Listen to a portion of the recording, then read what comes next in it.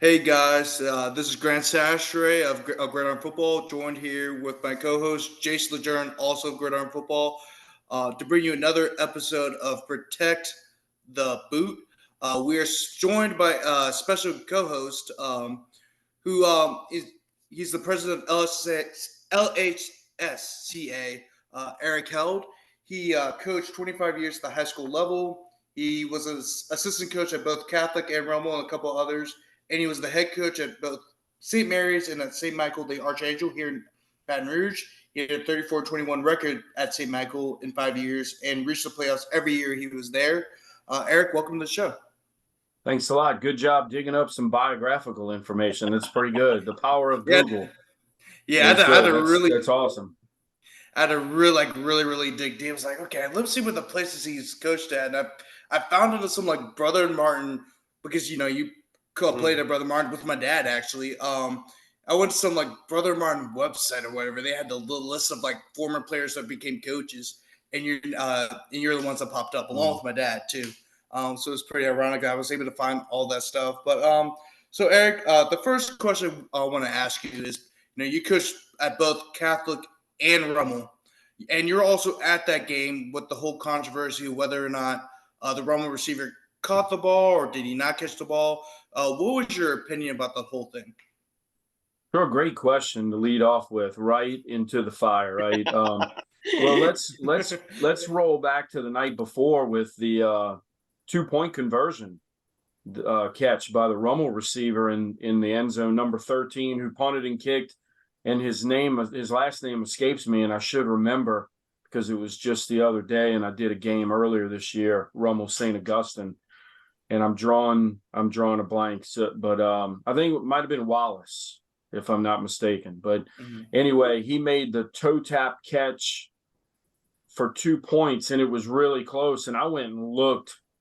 I watched that about 10 times that night, and just the shot on Twitter, I couldn't really decide just from the camera shot. But fast forwarding to Saturday, when it happened, I was calling the game with Ken Trahan on 106.1. And from our vantage point, touchdown, we're far away in the press box at the other end of the press box. And then the official called it incomplete, no catch. And seeing two shots on cell phone cameras right there on the sideline, I think one was yours, Jace, and the other was Richie's, I think. Yeah, Richie's from WGNO. And, trying to watch it, and I probably watched it 15 or 20 times. And I tried to convince myself it was a catch and believed it a couple times, and then looked and just looking for context clues like replay officials do and like an official on the field would.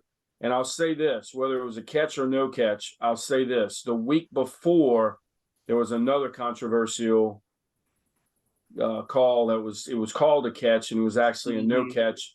Right. And that official made a rush call, and he wanted to act like or sell it that he was right and made that call. It's a catch. And one thing that I really liked was that the official this past Saturday ran down there. He was in position. They were both in position. And he made the call, and he was deliberate. He was patient. And then he called it incomplete, no catch. And the things he's looking at from his vantage point from behind are, does the ball touch the ground? There was a piece of the ball that was touching the ground, but the hands could have been underneath it. The ball rolled, and that's another context clue that the official's looking for. And the piece I was telling you guys that I didn't want to spoil the fun for you, but the Thibodaux regional coordinator of officials for the Thibodaux Association who did the game, he has friends in the college and NFL replay booths out there, and they both looked at it, or all of them looked at it and said they're just based off of what they had, they wouldn't have been able to overturn it and call it a catch. If they called it a catch, they wouldn't have had enough evidence to overturn it and call it a no catch. So it's one of those things where you have those cell phone cameras there, and then you get to college and you get to the pros, and you get to where there's 12 cameras or 24 cameras or 30 plus cameras, and that's the one thing you have when you're able to have that technology and that advantage and financial backing to have that equipment. So long answer for you, but just wanted to give you a little bit more insight into that. Yeah, coach. Just being right there as it happened and just being, because it's so fast, right? Everything's just so fast right down there. I had a conversation with Richie after that play, and I like either way, if it was ruled a touchdown or incompletion, I would have been good either way. Just because it could have gone either way. And if this happened in the Superdome, because I know instant replay does come into effect here, I agree with you. I think whatever call was made on the field, I don't think it would have been overturned.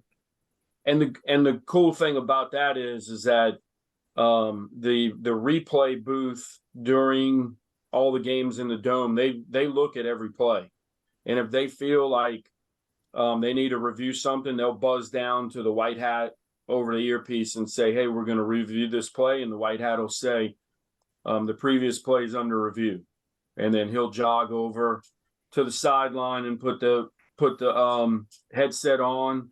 And for high school, in our championship games at the Prep Classic, all of the reviews done upstairs. So like in college, they don't bring the video out to the white hat and where he talks upstairs. Everything's done upstairs.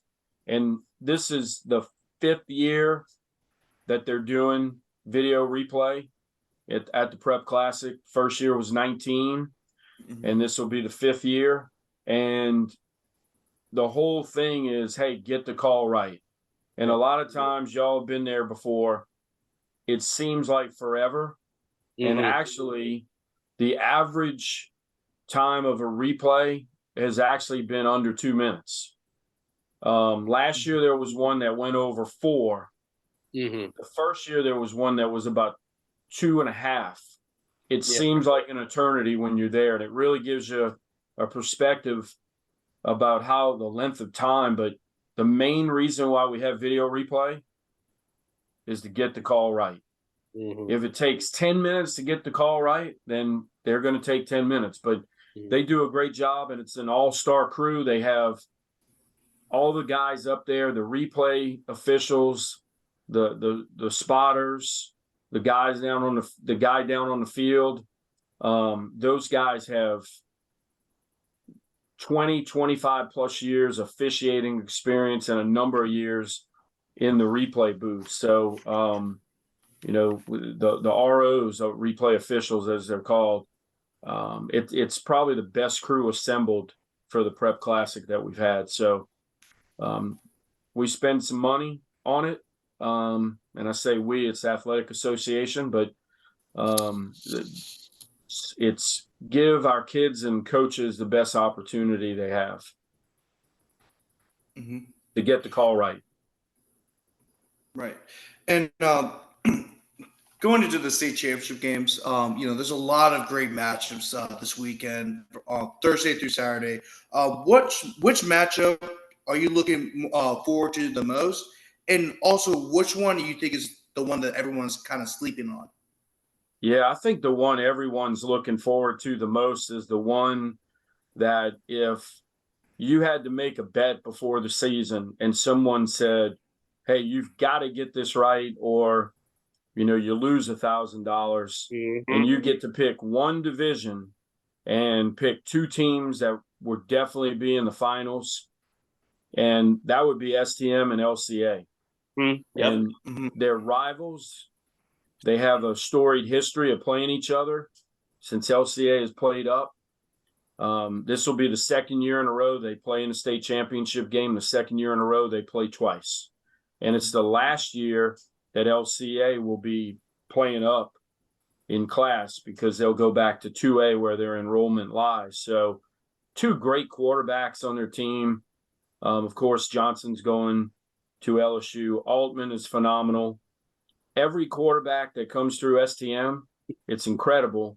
Doesn't matter how long he's been there. They turn guys over, and the next guy throws for 1 billion yards and is just efficient and proficient and has a high completion percentage. And both staffs do a great job.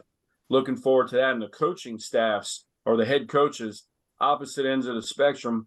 Hunter Landry's in year one led the team to the state title. And then Coach Hightower on the other side of the field has over 400 career wins and is the second all-time winningest coach in Louisiana high school history. So just an awesome matchup. Looking forward to that. Week 10, 44-40, I think it was. Yeah, it was back and forth. Yeah. Last year, back and forth. Yeah. Just incredible. If you go to the concession stand or the bathroom, you're going to probably miss something. So it's definitely, if you're going to watch all 8 games, it's definitely the one that has the highest entertainment value, I guess you could say. If you look at the other ones, boy, I tell you what, there's so many great matchups out there. You've got you go to Division 4 and you've got the story programs of Oak Grove and Haynesville. I think Oak Grove has 7 state titles, Haynesville 17, and Riverside and Southern Lab have some storied history with each other. And I mean, St. Charles Catholic and Calvary, that's a good one. Boy. I mean, oh yeah. Thursday, I think, just from having coached at the 1A level, I think a lot of times people sleep on the 1A teams who are Division 4 for the playoffs. And Jace, you can ask your dad, who was a 1A coach at St. John of Plaquemine, when you had to figure out how to plug a hole when you had 30 guys on the roster and you had 2 big injuries, and figure out how you were going to plug that hole. And those guys have a tremendous amount of respect for those guys at the lowest level, because they have the smallest rosters. They have to figure out the best way to practice with the smallest roster and not to, risk injury. You can't practice 2.5 hours plus. You don't have depth. You've got to find guys who are younger guys who don't start on either side of the football to play on your kickoff coverage team or your punt team.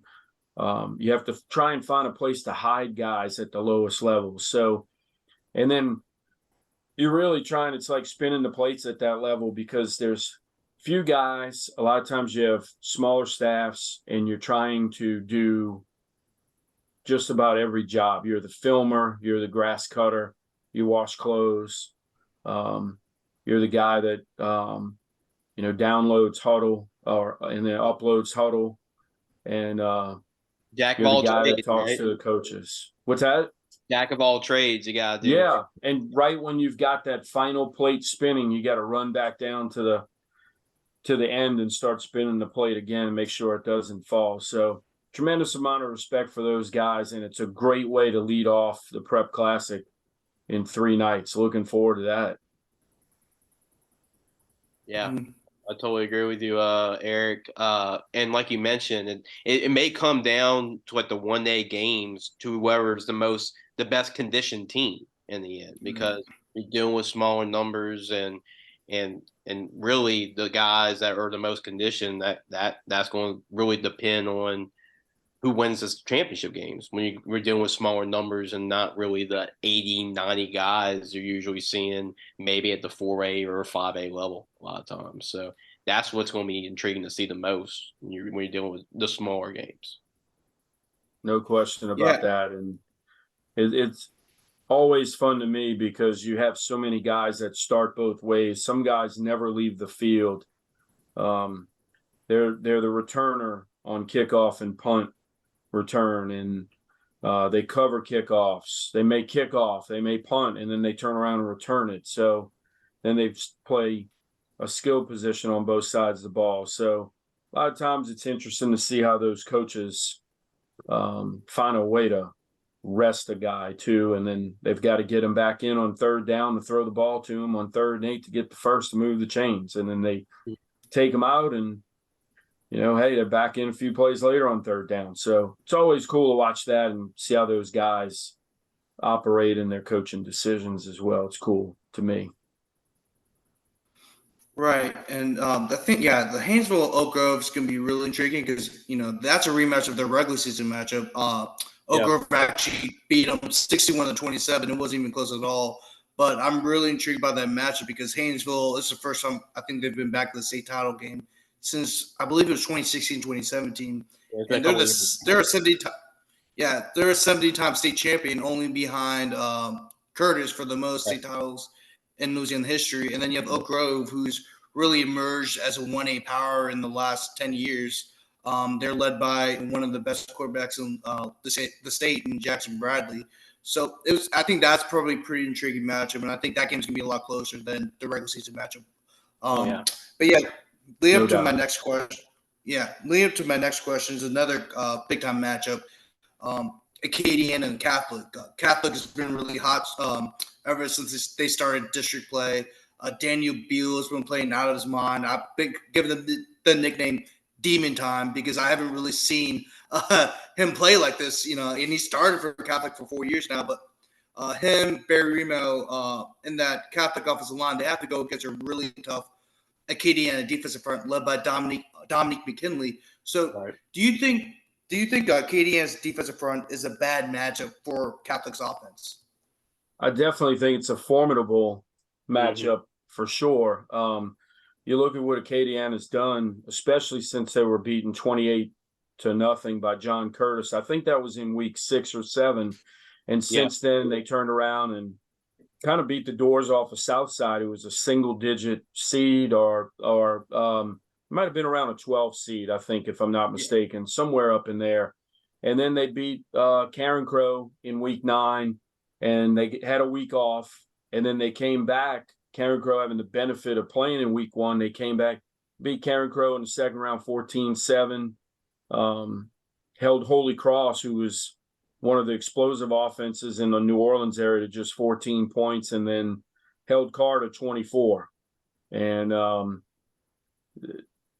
just seeing what they've done, definitely defensively, is what they build their team around. Strong defense and the Veer offense as well. And they've been that way for a long time. It's a recipe for success. They won state in 19 and they won state in 20 as well. And they're always in the thick of things, and they can end up in this spot every year. The number in front of their name does not matter. Coach McCullough does an excellent job every year, and always fun to talk to because he will play anybody, anywhere, anytime, and he's proven that with his pre-district schedule. Of course, it's tough to get people to play him because they're so good and they're so physical, and they leave you bruised and battered if you play him in non-district. But he'll play anywhere, and as long as he has 5 officials and somebody running the clock, he's good with that. So yeah, I think it's definitely a tough matchup for Catholic's offensive line.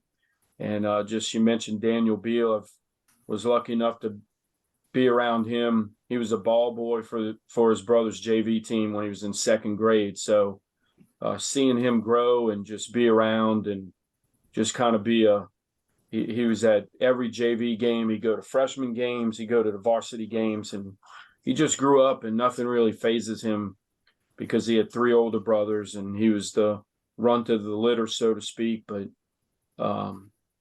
he and the Wright brothers played together at Our Lady of Mercy growing up, and got to watch them grow up and just see Daniel evolve. And I'll never forget when O'Connor was the quarterback that year in 2020, and he got hurt, and they had to go with Beal as the freshman. And they just rattled off a number of wins, and O'Connor was healthy, and he played some snaps at quarterback, but Beal just kept the job. And I'll never forget seeing him against Bird make some throws, and you'd never know that kid was a freshman.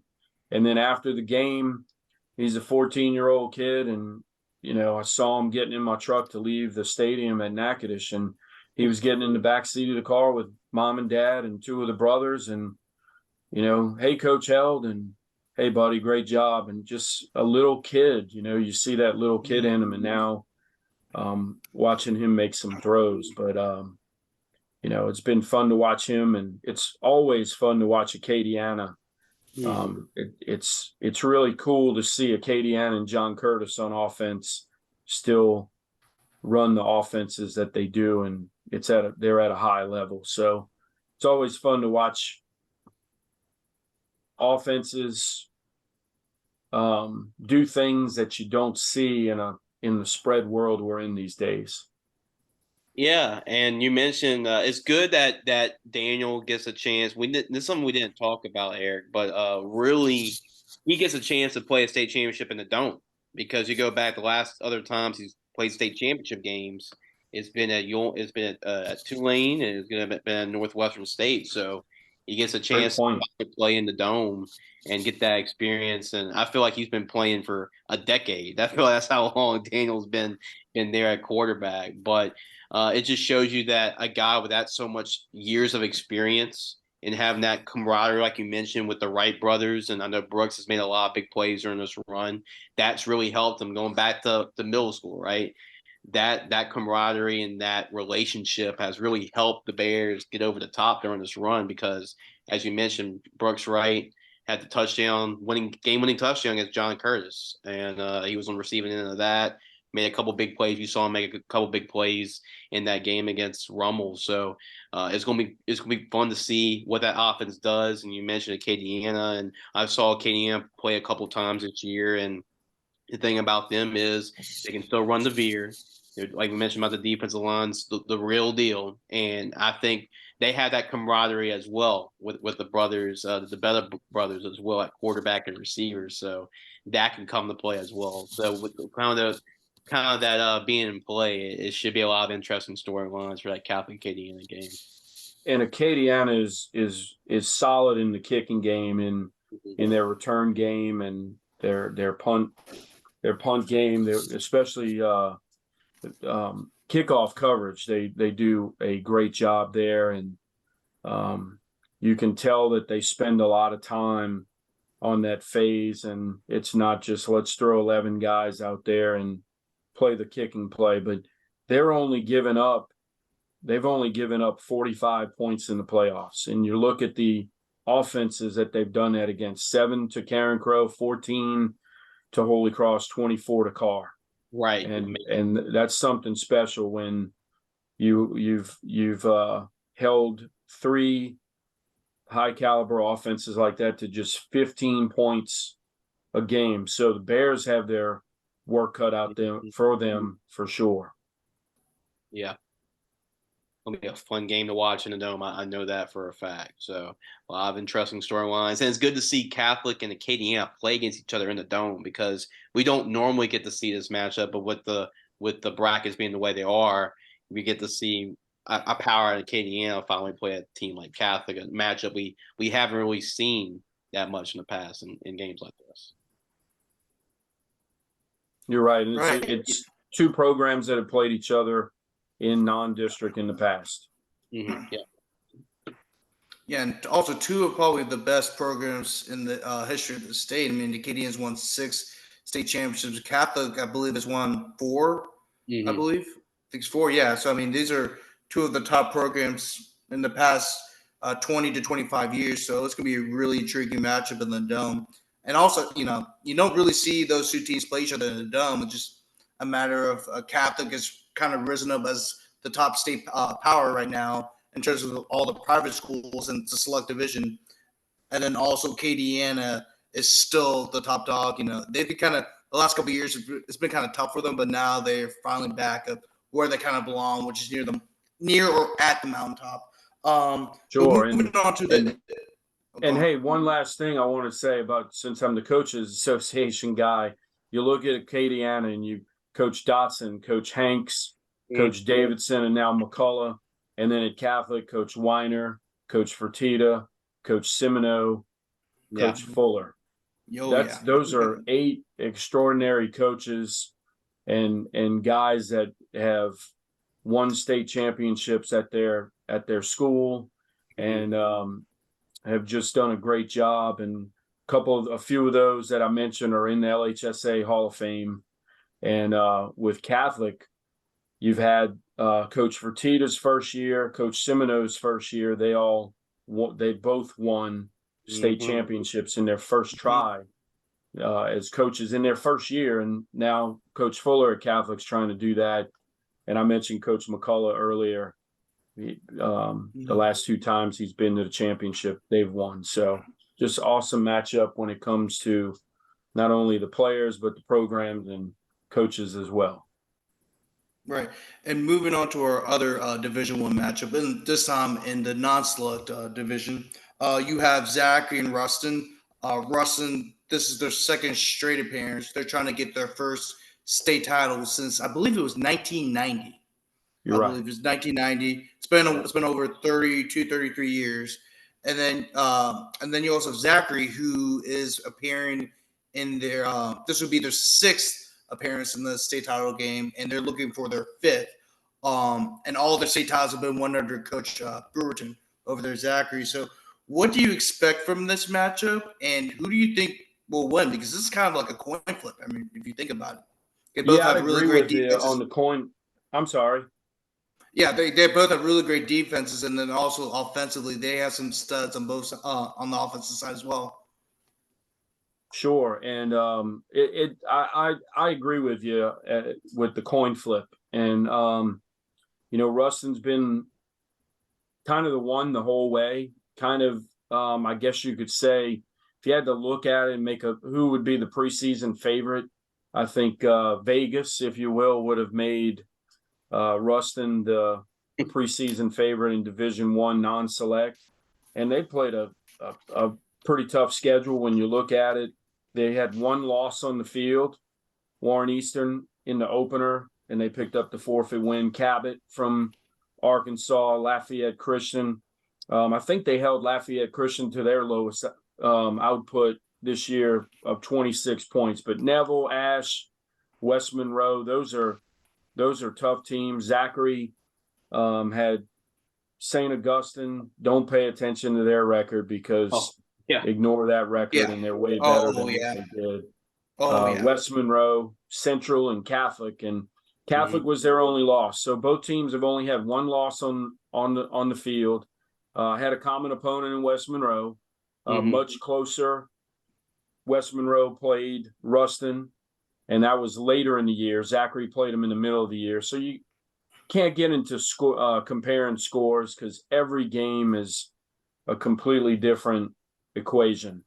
And both of these teams are playing great ball. Ruston held Mandeville, who was, putting up pinball game numbers on the scoreboard, held them to 7. Really got after Walker late in the second half to put up 56. Westgate really tested them in the second round. They beat them 20-18. Westgate wasn't your typical 16 seed. And then what a win for Zachary the last 2 weeks. Really, the last 2 weeks to go on the road and beat the defending champ Destrehan at their place by 3 touchdowns, and then come back after the delay and come back on Saturday and two scores down. They miss a kick to win at the end, go into overtime and win. So both of these teams have figured out different ways to win. And that's a mark of a great program. When you figure out different ways to win, hey, we can win the shootout. We can win the 14-7 game. We can be down 2 touchdowns late and come back and win. We can be ahead by 2, get tied, and then figure out a way to win. All win in cold, win in extreme heat, different fields, different surfaces. Both of these teams, I totally agree with what you said. A coin flip.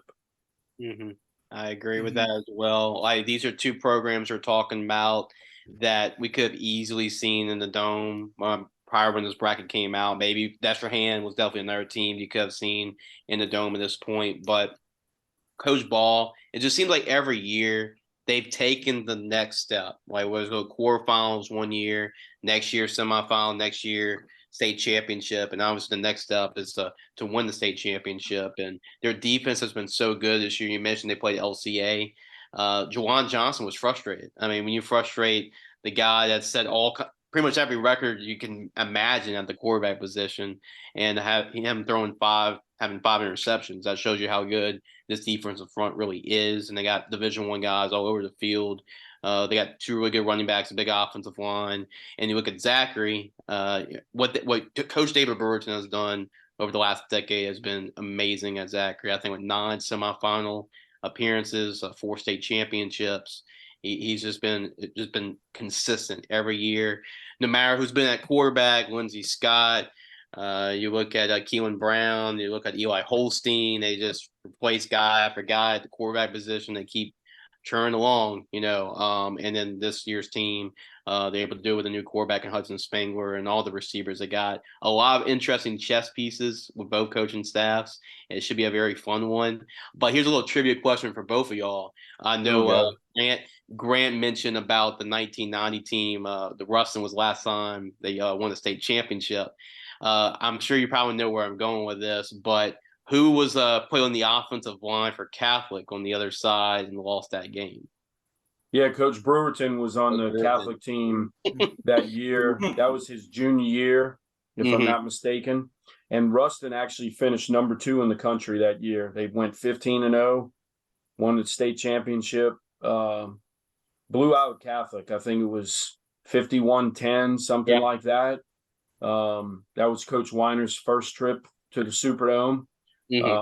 Luckily, the next time he was able to win.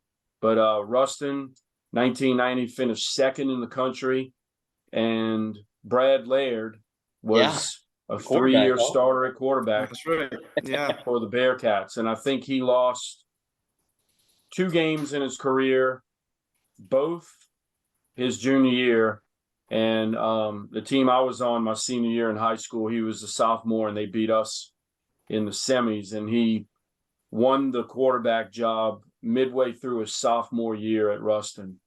And that was a great team.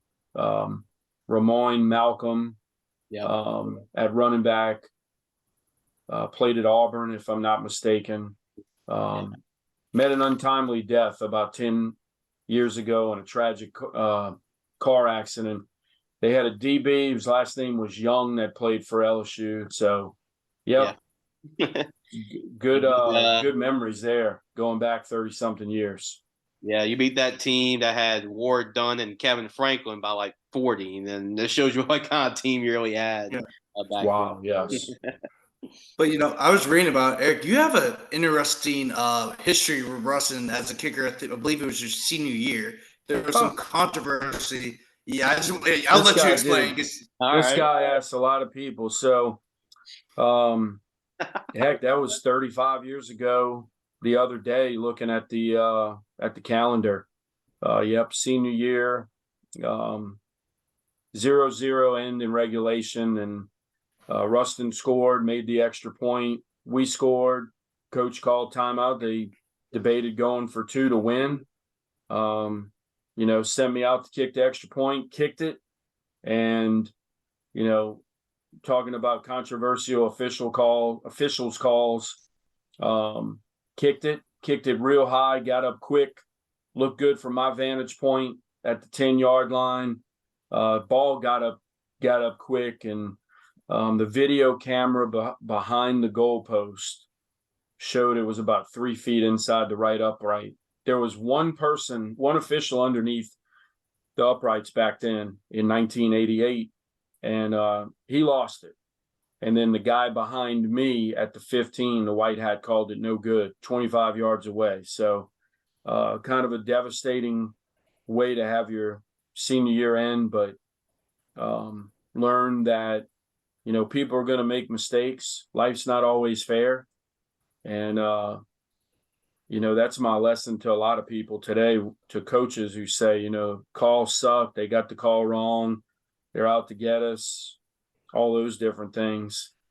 I was 17 and that happened to me, and People are still bitter about that 35 years later. I'm not. I got over it pretty quickly because there are more important things out there to be pissed off about than that. I was probably still 35 years later. The only thing I'm bitter about is that I had a great set of teammates, and those guys didn't get an opportunity to play. But the team next year went to Ruston and beat them in triple overtime on a field goal. And a guy named Eric was the kicker who succeeded me, and he made the field goal to win, which was pretty cool. And they went to the Dome the next week, but got smoked by a Ouachita team that was just unbelievably talented and just phenomenal. And but yep, that's you dug some, asked a few people that, so that comes up a few times every year, and you can't avoid that. It was 35 years ago, and I missed 3 extra points that year and going to the semis. So kicked a lot of extra points as you in 14 ball games, and the one kick that I missed to the right was that one. I missed 2 others that year, and the other 2 went to the left, and never really pushed the ball. And I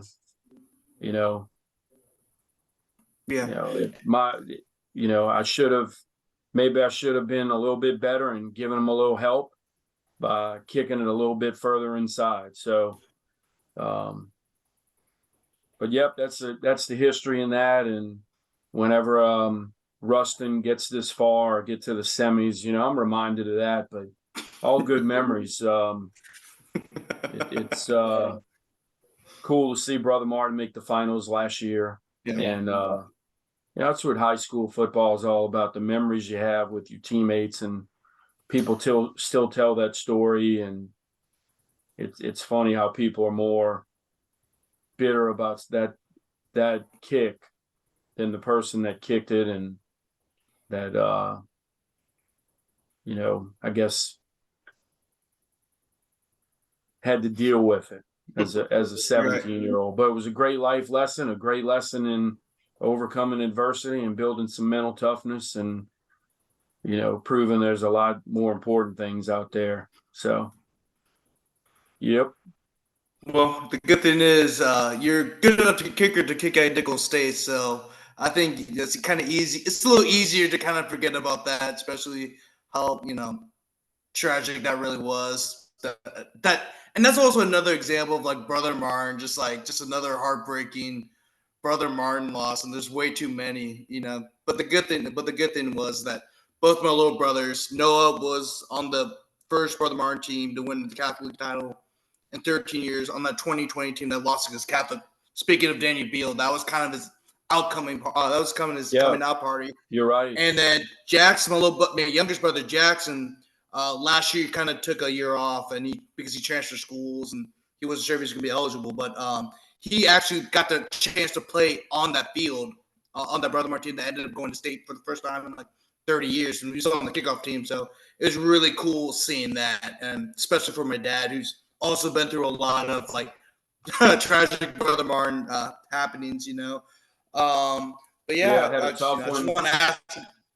He had a tough one at St. Martinville his junior year because, and he had 2 guys. He had a parade All-American on that team at defensive tackle, a 4,000 yard career rusher on the team that ended up at McNeese, and a tight end defensive end that ended up starting at Notre Dame. And that guy that went to Notre Dame, Rod West, is the CEO at Entergy now. And then the defensive tackle that was a parade All-American, Ward Manuel, went and started at Michigan and is now the Michigan athletic director. And both Rod and Ward were on the college football playoff committee recently. So you're talking about controversy?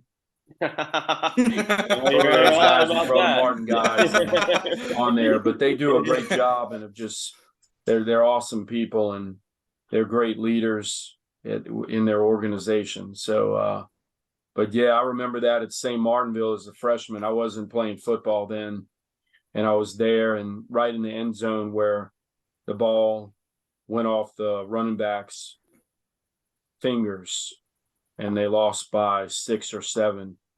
Tough loss. They had a tough loss against Neville. Good story for you. They played, Brother Martin played Neville, and the game ended 0-0, so no overtime. Mm-hmm. So it went to first downs, and they were tied on first downs, and then they went to how many penetrations that the both teams had, and they both crossed the 50 the same amount of times. So then they had to figure out, well, how do they break the tie? Because there's no overtime, and so they called the LHSAA office, and Muddy Waters was the commissioner, and he said, well, y'all got to come back and play on Tuesday. So they came back, played on Tuesday, met halfway in Alexandria on Tuesday, and it rained all day, and it was a quagmire, and Neville won 8-0. And that was kind of the start of the Brother Martin semifinal jinx that people had. 72, 85, 88, and then went to state in 89. But then in the teens and the 20s, before making the Dome last year, they made the semis maybe 5 times or 4 times, and they finally got there. So that's been good to see for sure. Yeah, that was the 70 team, right? The 70 Brother Martin team, I believe. It was the year before 72. They won state. The year after. Okay. 72, the year after they won state. They won state in 71, and then the next year they said they were even better, which they probably were. Coach Conlon talked about that team and said thought they would repeat because they were actually better than the previous year, and lost to Neville in the semis on a Tuesday night, and then Neville turned around and played 3 days later and won the state championship. So, cool piece of high school football history for you. Wow. And my cousin, who's about 10, 50 years older than my dad, he was actually on those teams. So it's a lot of statutory history and all those teams you kind of just mentioned. But yeah, moving on to enough of the Brother Martin tragedies and everything, because I'm pretty sure my dad's gonna watch this, and he's gonna be reminded of St. Martinville and all these different games. So yeah, let's move on to 2 games I want to talk to you that's actually happening. The 2 games right before the Acadiana Catholic game, which is Opelousas and Cecilia for the Division II non-select state championship, and Union Parish and St. James for the Division III non-select state championship. So I think these 2 games are interesting because Cecilia is the number 2 seed, but if you look at both teams, Opelousas may be the more talented team.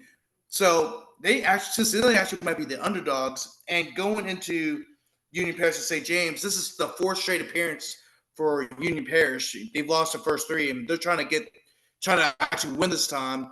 They don't want to be known as like the Buffalo Bills of North Louisiana or something like that. Right. So, right. My questions about that, well, actually 2 and formed into 1. Do you think that Cecilia is on paper the underdog compared to Opelousas? And then also, do you think Union Parish finally gets that state championship they've been looking for the last 3 or 4 years? Yeah, good questions. I think it's an even matchup with Cecilia and Opelousas. Cecilia beat Opelousas 25-22 in week 8, and Opelousas has gotten increasingly better since then. It's incredible. Kind of knew before the season that, hey, when you look at what teams out there besides the obvious North DeSoto and Lutcher could make a run, these were 2 of them, Cecilia and Opelousas. And Opelousas played a tough schedule early: Turlings Catholic, Santamont, Cecilia in week 8, and went 7-3, and figuring out a way to go up north and beat North DeSoto, that's pretty good. And they're playing really solid defense, running the football. The running back, his name escapes me, is an absolute Ford. Ford. is an absolute freak of nature. His touchdown run last week was incredible. Something for you to go watch if you haven't seen it. He's incredible. And then on the other side, Cecilia has a really fascinating offensive guy on that side of the football with a really neat name if you're an offensive guy, Diesel. So that's pretty good. Yeah. And Cecilia's beaten Notre Dame, and they beat Opelousas week 8 in Iowa as well, and they put up a ton of points. They lost to Southside in week 2, and it was 49-46. So they really know how to be in these shootout games and close games. And you could see a shootout where it's close, and you could see where, because Opelousas can slow things down a little bit and play solid defense, to where it's 25-22 in that neighborhood, like earlier this year. And then Union Parish, Coach Spat does a great job to get to the championship game 4 years in a row. And then after last year, everybody said, Trey Holly's gone. That's the end of the Union Parish run. Wrong.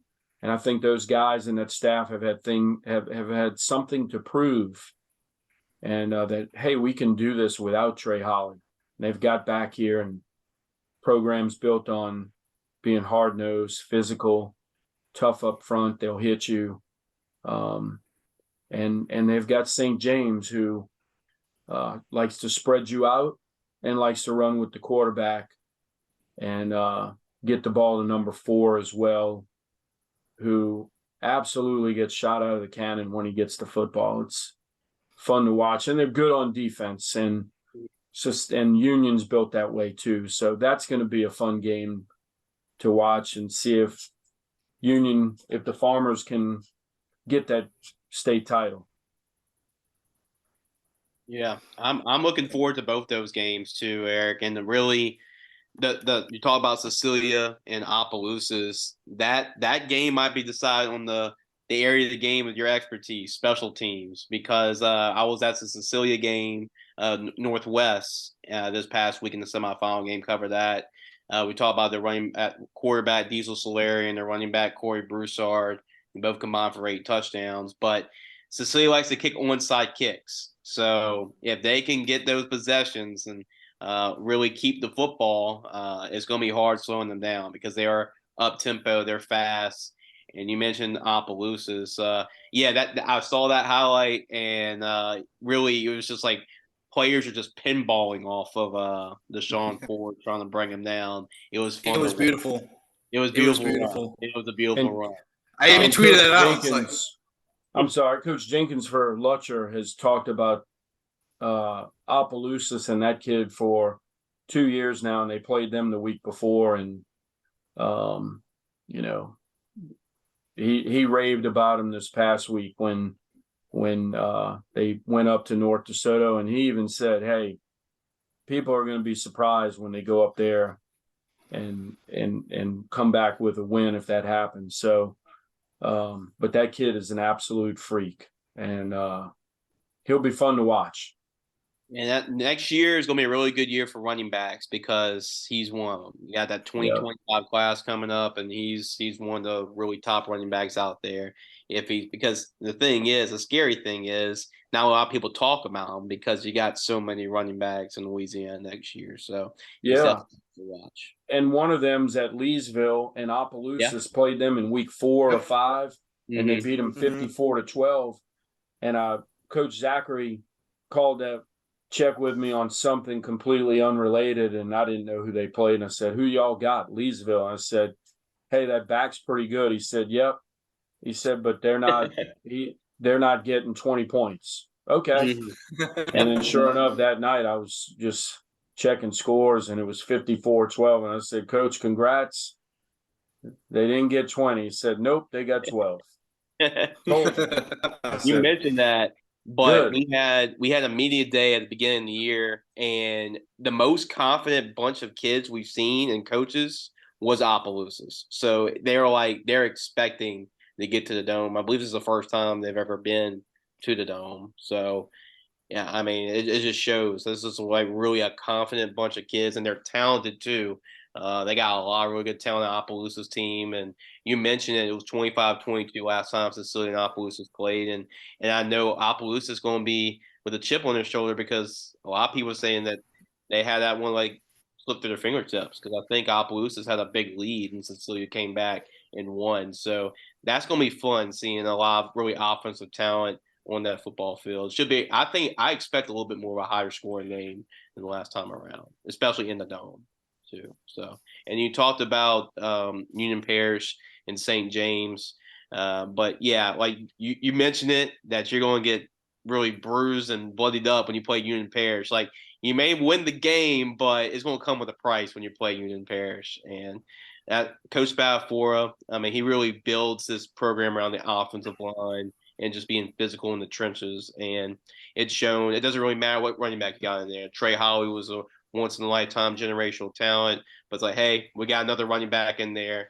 We'll put him, and Jamari and Island's done an excellent job for them this year. But I really have to say, Coach Balfour, he really needs to be up there for Coach of the Year consideration for what he's done this year and considering the circumstances they had. And you talk about St. James and what Coach Davis and them have done this year, and the talent. They always got great athletes at St. James, and but really they've done an excellent job. And I know they had a assistant coach that passed away too. That was a long time assistant coach for them. So I know that they're really honoring the season for him too. So I know this could be really a special season for St. James. But what they did to Sterlington and going up to Sterlington and being them, that was one of the most impressive victories I saw this weekend, this past weekend. So I'm looking forward to it and seeing the Union Parish and St. James and those kind of two conflicting styles go against each other as well.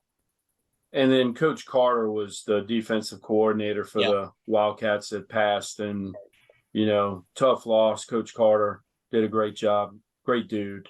And they were thinking about him over a week ago when I was at the St. James Manny game in Vacherie, and Coach Davis was thinking about him after the game, and a couple staff members mentioned him before, which is pretty cool to remember him. So I know his wife will be at the game this weekend, so it'll be cool. And I know that's been, as you said, a rallying point to kind of remember Coach and play hard for him.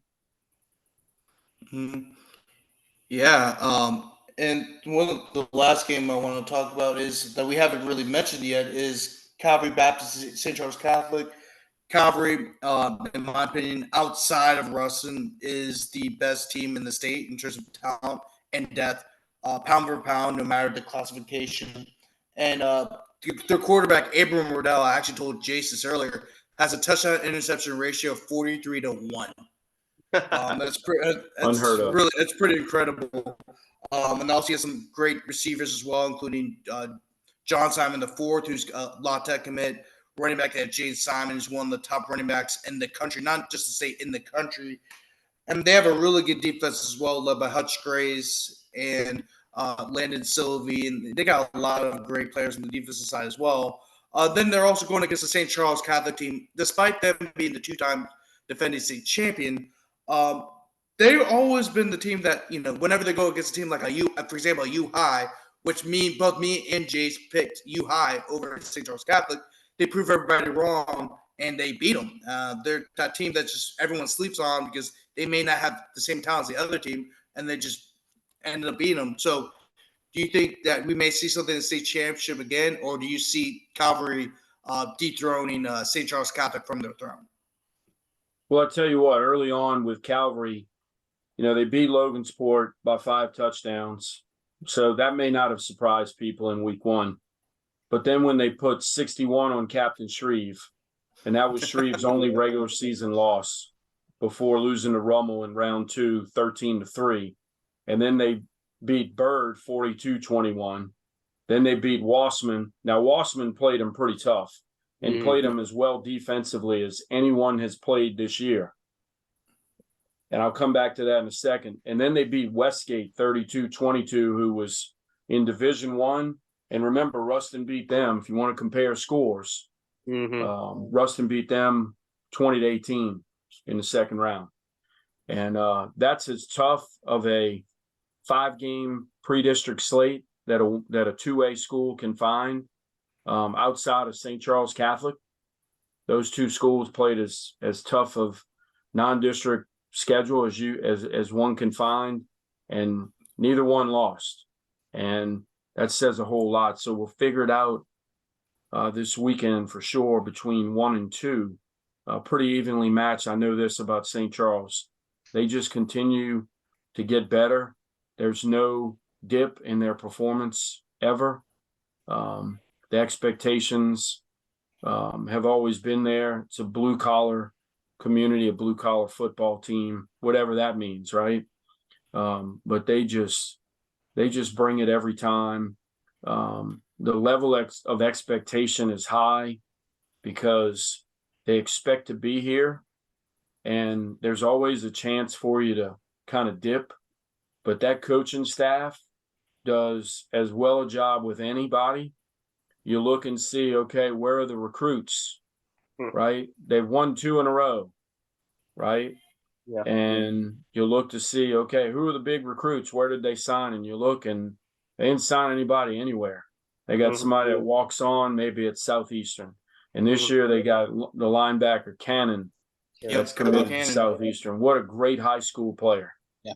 Oh, right? Yeah. Oh, yeah. A couple years ago, their linebacker committed to Tulane. Yep. Right. And what a player.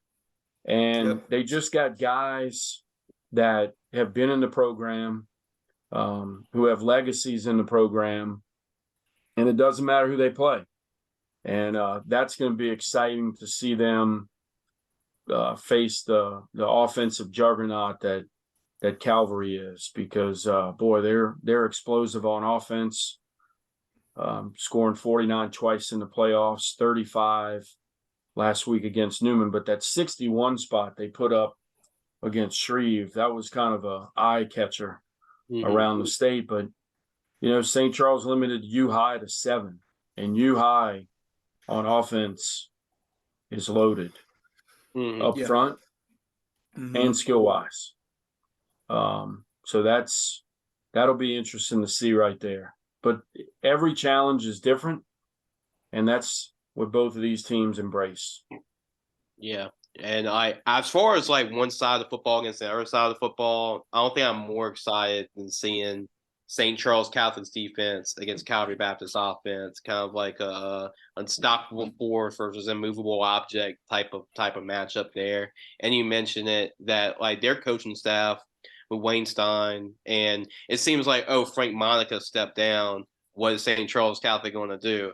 It just seems like he's elevated this program to an even different level. And that's saying a whole lot considering all Coach Monica has done.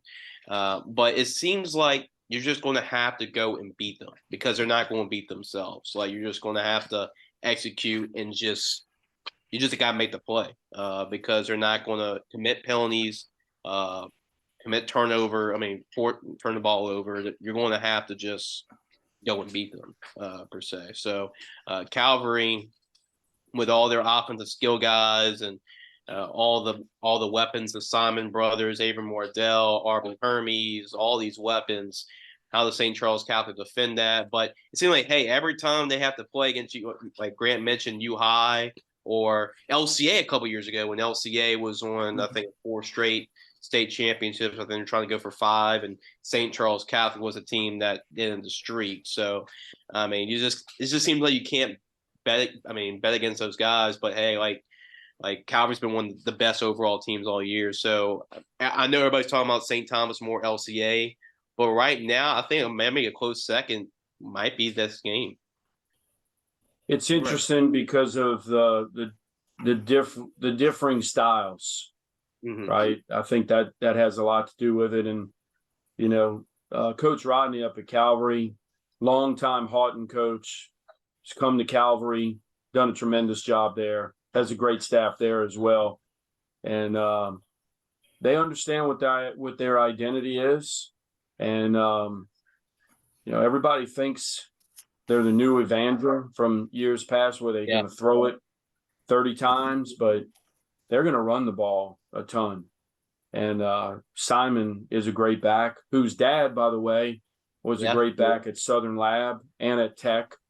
and he's been a college coach now for a while, and is the interim head coach. That's right. At Grambling as we speak. Yep.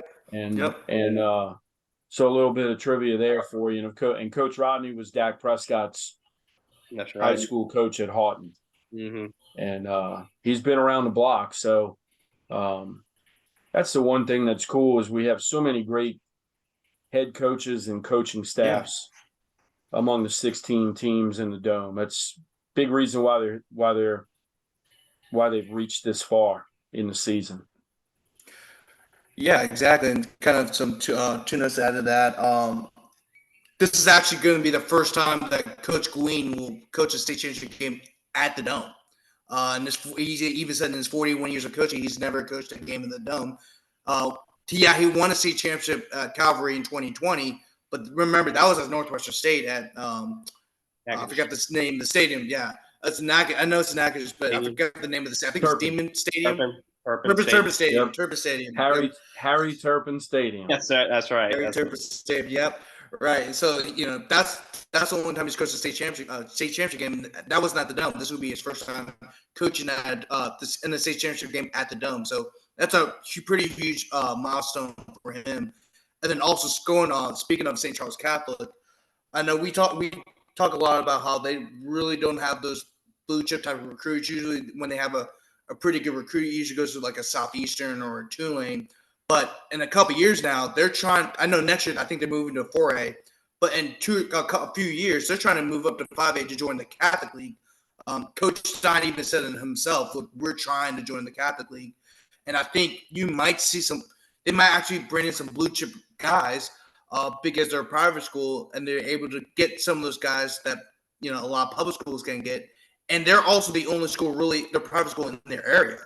I mean, there's Riverside, yes, but like they're the only private school in the area, so they can pick whoever they want out of any area. Maybe besides Destrehan, because Destrehan is Destrehan, but they can pick anywhere in the River Parish who they want, and I think that's a scary thing to think about, considering of all the success they're having right now. Mm-hmm.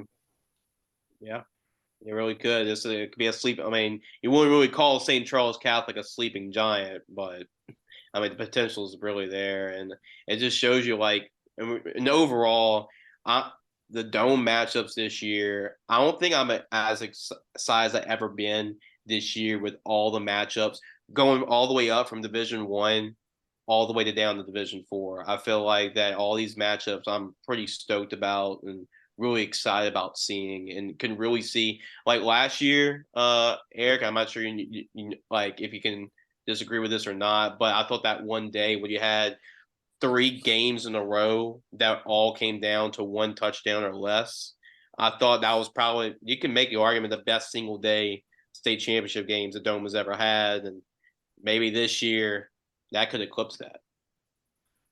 Yeah, all of them at the end. No, you're good. Go ahead, Grant. Okay. All I was going to say was that, that's the funniest thing about the whole thing was that they actually switched days. All the games that were supposed to be on Friday, they switched to Saturday because of that. And also they made a lot of money off of that too. I mean, you got to think about how many people were there for all of those games, but yeah, go on. Yeah.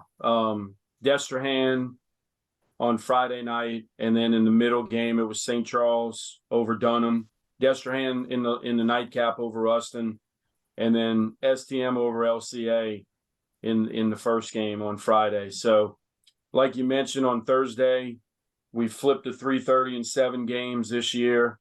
We said we would do that last year because, you'll have teams or fans hey, how come we didn't get an opportunity to play here? So we do it out of fairness to do that. And now the Division I games switch at the bottom, and then 2 and 3 on Friday and Saturday in the beginning, in the early game and in the middle. So, it gives those fans an opportunity. They play on Friday last year. Now they're going to be on the weekend this year. Yeah. And you mentioned the river parishes, Riverside, St. James, and St. Charles Catholic. 3 teams of the 16, all from the river parishes. And great staffs. And speaking of Riverside, and then thinking of their opponent, Southern Lab, don't know if I mentioned this, but Southern Lab coach Asbury was a college head coach at Shaw University, which is an HBCU, and then he was the head coach at Texas Southern in the SWAC. And Lee Russell, head coach at Riverside, was the O-line coach at Nickel State from 15 to 21, and recruited a bunch of those talented kids for those conference championship teams there. And their defensive coordinator, Chris Latchney, was the head coach at Riverside. Yeah. And a defensive coordinator at Southeastern not long ago. So, a lot of college experienced guys in that game. Cool. Right, yeah. And Coach Latchney actually coached my dad at Southeastern when my dad was there for a year in 2018. Yes. Yeah. So a lot of college coaching in these games, man. Also, before we go, because this is one last thing, who do you have in each game? Gee, I have to do this. I'm the coaches association guy. Every game's going to end in overtime. All 8 games going to end in overtime. There you go. And somebody's got to win, right? So I'm pulling for overtime in every game, and just for some phenomenal games. That's what we want to see. The kids are in the greatest indoor facility in the world, in the Caesar Superdome. They have an opportunity to have a great experience there, and just want to have some great football being shown in the last game of the 2023 LHSAA season. Yeah, it's glad to have these games back at the Dome, because I remember because in 2020, obviously you had all the games were in Natchitoches because of COVID, and then in 2021, all the games were held either there was the 1A through 5A, they were all held in the Dome, and then the rest were held 3 different Cajun, the UL Lafayette, Tulane, and somewhere else. It was kind of wild, and it just kind of ruined the whole road to the Dome type of it just ruined that atmosphere, because every high school kid around the state, their goal is to get to the Dome. I mean, it's road to the Dome, bring it, let's go to the Dome, yada yada. But then when you're okay, yeah, the state championship game's being held in at UL Monroe Stadium, you're like, huh? So I'm just glad that. It's not the same. Yeah, even if you play at Yulman Stadium in New Orleans at Tulane, that's a nice stadium. But it's I want to play in the Dome. It's right down the street, So I'm glad that all the games are back at the Dome. Home sweet Dome, man. Oh yeah. But anyway, yeah, that'll wrap it up. Eric, we're glad you joined us. It's an honor to have you on, especially with your status as the president of the LHSCA. And thank you for giving us the insight that everyone needs going into this weekend, because it's going to be very exciting. Will be exciting. It's always great. Growing up Grant in New Orleans and being a native of the city, I remember going way back when the Dome was built. So I remember seeing that as a little kid, going back to the early 70s, because that dates me, right? So seeing that, and I've seen just about every event you could possibly see in the place, and played in there and coached in there. It's just an awesome facility. It means a lot to me personally, and it's great to always get back once a year and see that. So I look forward to seeing you guys there, and thanks for what you guys do in covering prep football around the state, highlighting these kids and coaches and programs. And that's something that makes Louisiana high school football special. And then before I go, I'll let y'all know who I like off the Zoom call. Okay, I like that. I'll do it.